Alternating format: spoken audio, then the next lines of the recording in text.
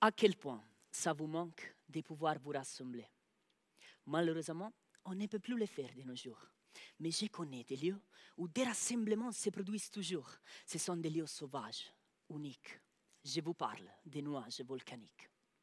Bon, ce ne sont pas des humains qui se rassemblent, mais des particules de cendres qui se collent ensemble. Saviez-vous que la plupart des cendres qui jaillissent d'un volcan sont plus petites qu'un grain de sel fin?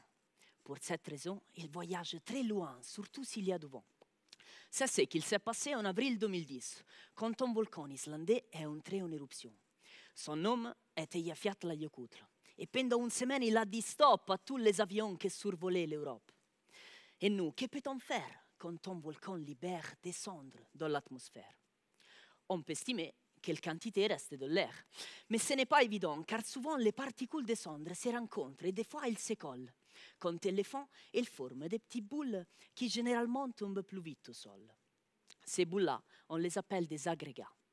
J'ai eu le privilège de les voir. Elles ressemblent à des flocons de neige, mais elles sont plutôt noires. Pour limiter les dégâts des éruptions, il faut donc répondre à cette question pratique.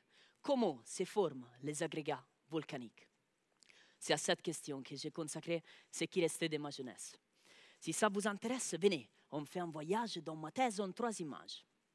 Imaginez une personne très séduisante, dotée d'un charme électrique. C'est évident qu'elle a plus de chances de rencontrer des autres gens.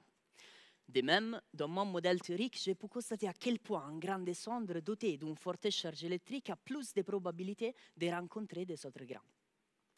Maintenant, pensez à une personne proche que vous n'avez pas vue depuis longtemps. Elle est finalement là et vous courez vers elle pour la serrer dans vos bras. Mais qu'est-ce qui se passe-t-il ensuite si vous courez trop vite?